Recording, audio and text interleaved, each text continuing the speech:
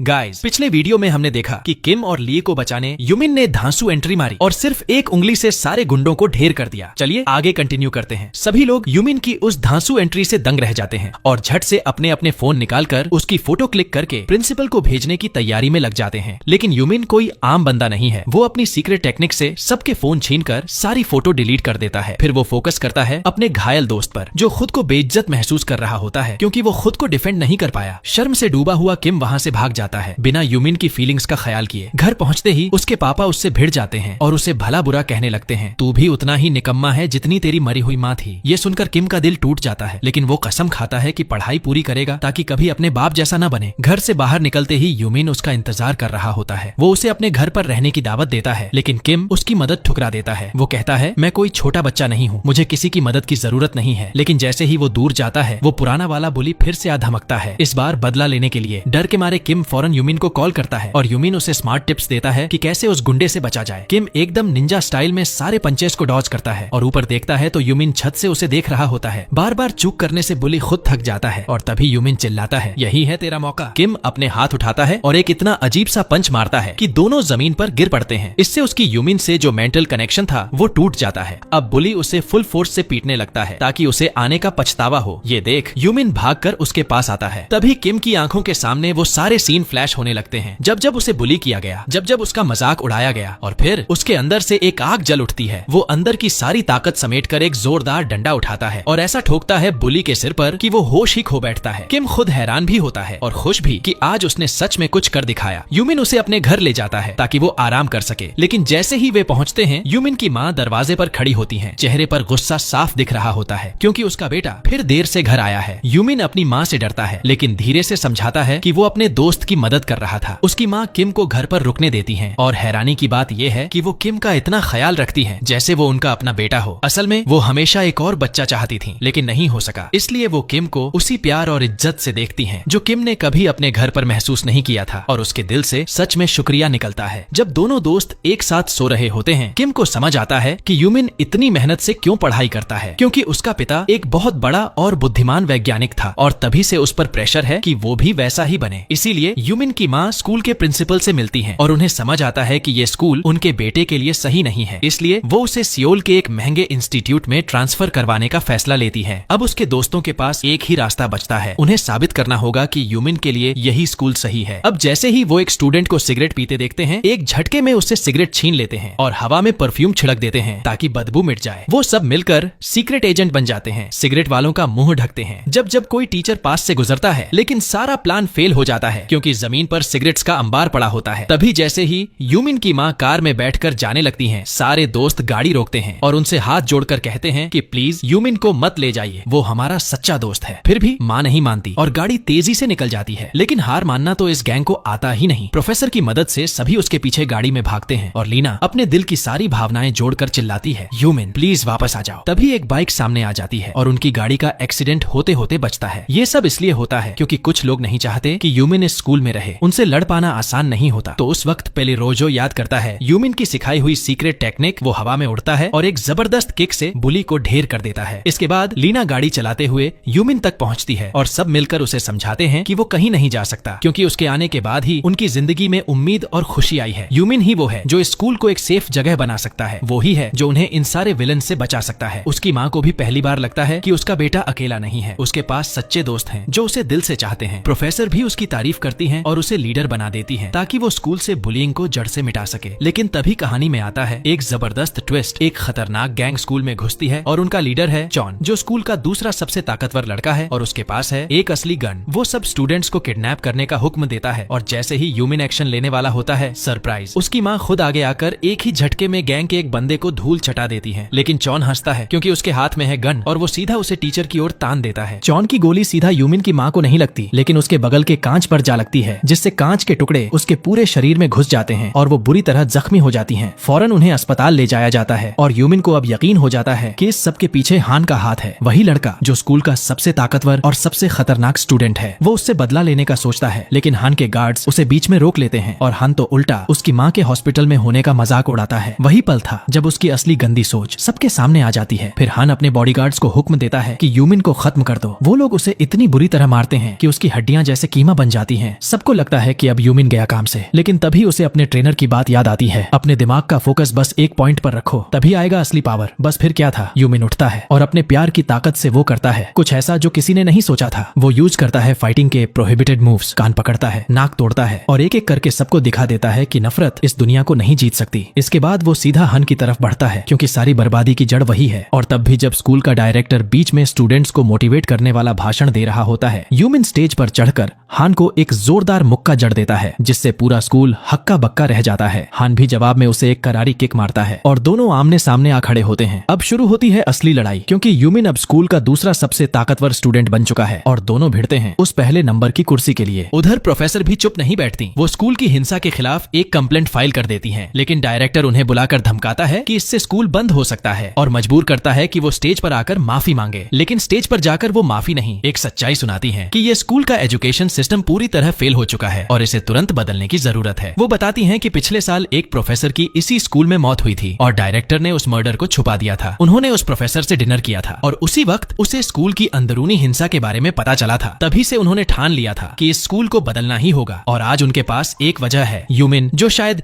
गिने चुने बच्चों में से एक है जिसे अपना फ्यूचर चाहिए, जो यूनिवर्सिटी जाना चाहता है, न कि किसी माफिया गैंग में शामिल होना। लेकिन इस खुलासे का असर उनकी जिंदगी पर भी पड़ता है। अब उन्हें स्कूल में अलग थलग कर दिया जाता है, पुलिस तक को रिश्वत देकर उनके खिलाफ झूठा केस बनवा दिया जाता है, धोखाधड़ी और पैसे चोरी करने का आरोप लगाया जाता है, जबकि उन्होंने कुछ भी गलत नहीं किया। तभी यूमिन सामने आता है और सबको बताता है कि प्रोफेसर बेगुनाह है, उन्होंने सिर्फ उसकी और बाकी बच्चों की भलाई चाहिए है। और तभी स्कूल में आता है फाइनल एग्जाम। यूमिन पूरे कॉन्फिडेंस के साथ पेपर देता है। उसे सवाल इतने आसान लगते हैं कि वो मिनटों में सब सॉल्व कर देता है। उसका दिल खुशी से झूम उठता है, सोचता है कि इस बार तो नंबर जबरदस्त आएंगे। लेकिन जैसे ही पेपर खत्म होता है, वो अपने दोस्तों की बातें सुनता है और पता चलता है कि जो जवाब उसे सही लगे थे वो असल में पूरी तरह गलत थे। उसे गहरा धक्का लगता है, शायद एक बार फिर वो फेल होने वाला है। उसी वक्त उसकी माँ, जो अब धीरे धीरे ठीक हो रही हैं, प्रोफेसर को कॉल करके पूछती हैं कि यूमिन कहाँ है, क्योंकि वो अब तक घर नहीं लौटा। प्रोफेसर उन्हें बताती हैं कि यूमिन अपने दोस्तों के साथ कहीं गया है, लेकिन माँ को चिंता होती है क्योंकि उन्हें पता है कि उनका बेटा हर एग्जाम के बाद शॉक में चला जाता है। असल में यूमिन अपने इमोशंस पर काबू नहीं रख पाता। उसका दिमाग बिल्कुल ब्लैंक हो जाता है और वो जैसे किसी दूसरे ही दुनिया में चला जाता है। उसके दोस्त उससे बात करते हैं, लेकिन वो हर हिलती चीज पर हमला करने लगता है, बिल्कुल कंट्रोल से बाहर। उसके दोस्त परेशान हो जाते हैं। वो उसे प्यार और सपोर्ट देने की पूरी कोशिश करते हैं, लेकिन यूमिन खुद को बस एक नाकाम और बेकार इंसान समझने लगता है। इसी दौरान स्कूल के एक सुनहरे बालों वाले लड़के, जो हान का गार्ड था और कभी किसी का दोस्त नहीं बना, उसके दादाजी की मौत हो जाती है। तब यूमिन और उसके ग्रुप के लोग उसके साथ खड़े होते हैं, उसके दुख में उसका साथ देते हैं और उसे अंदर से मजबूती देते हैं। इसके बाद आते हैं एग्जाम के रिजल्ट्स। सब दोस्त पास होकर खुश हैं, लेकिन सबकी नजरें टिक जाती हैं यूमिन के रिजल्ट्स पर। और वो जब देखता है कि उसने भी पास कर लिया है, वो समझ जाता है कि अब वो स्कूल का सबसे बेवकूफ लड़का नहीं रहा। इस जीत की वजह से प्रोफेसर अब डायरेक्टर को ये साबित कर पाती हैं कि उनका बनाया हुआ स्टडी ग्रुप काम करता है। और इसी के साथ स्कूल की कई पुरानी बेकार नियमों को बदल दिया जाता है। सबसे पहला काम, हन के खिलाफ एक शिकायत दर्ज होती है। हन जब स्कूल आता है तो वही सुनहरा लड़का, जो अब डिसिप्लिन कमेटी में है, उसे उसकी कार से नीचे उतार देता है और पैदल चलने को कहता है, जो कि उसके साथ कभी नहीं हुआ था। इसी मौके पर खुलता है एक बड़ा राज। हन ही वो लड़का है जिसने उस पुरानी प्रोफेसर की हत्या की थी और उसी ने स्कूल में हिंसा की जड़ बोई थी। और अब उसे हराने वाला बस एक ही इंसान है, यूमिन। लेकिन हन अपनी इमेज साफ करने के लिए अपने अपराधी पिता से मिलता है और एक नई चाल चलता है। स्कूल में कुछ पॉपुलर इन्फ्लुएंसर्स भेजता है जो झूठी अफवाहें फैलाते हैं कि यूमिन और उसके दोस्त खुद ही बुली हैं। डायरेक्टर इस मौके का फायदा उठाता है और यूमिन के ग्रुप पर बैन लगा देता है। अगर अब किसी ने लड़ाई की तो सीधा निकाल दिया जाएगा। तभी अचानक स्कूल में चारों तरफ लड़ाइयां शुरू हो जाती हैं, क्योंकि हन ने ऐलान कर दिया होता है कि जो भी स्टूडेंट आखिर तक खड़ा रहेगा उसे भारी इनाम मिलेगा। यानी अब हन के पास स्कूल का पूरा कंट्रोल है। वो खुलेआम कहता है कि इस स्कूल को कोई बदल नहीं सकता, क्योंकि सारे स्टूडेंट्स बस उसकी बात सुनते हैं और वो सब उसके गुलाम हैं। उसने यूमिन का स्टडी ग्रुप भी तोड़वा दिया और उसकी बनाई हुई पूरी मेहनत को मिट्टी में मिला दिया। यूमिन कुछ नहीं कर सकता, क्योंकि उसके ऊपर फाइटिंग का बैन है। उसके दोस्त उससे नाराज हो जाते हैं, सब एक एक करके उससे दूर चले जाते हैं। लेकिन यूमिन हार नहीं मानता। वो उन खूबसूरत पलों को याद करता है जो उसने अपने दोस्तों के साथ बिताए थे और ठान लेता है कि अब चुप नहीं बैठेगा। वो फिर से अपने स्टडी ग्रुप को इकट्ठा करता है एक आखिरी बार, ताकि हान के इस खौफनाक राज को खत्म किया जा सके। इसी बीच प्रोफेसर को एक रिकॉर्डिंग मिलती है जिसमें डायरेक्टर खुद कबूल करता है कि हान के पिता स्कूल को फंड करते हैं ताकि हान स्कूल में जो चाहे कर सके। वो डायरेक्टर को पकड़ने जाती हैं, लेकिन तभी हान की गैंग उन्हें जाल में फंसा लेती है। उनकी जान खतरे में होती है, लेकिन उसी वक्त यूमिन अपने साथियों के साथ आकर उन्हें बचा लेता है। अब बस मैदान में बचते हैं दो नाम, हान और यूमिन। दोनों आमने सामने होते हैं। एक जोरदार मुक्का चलता है और पता चलता है इन दोनों की ताकत बिल्कुल बराबर है। इधर यूमिन के हर दोस्त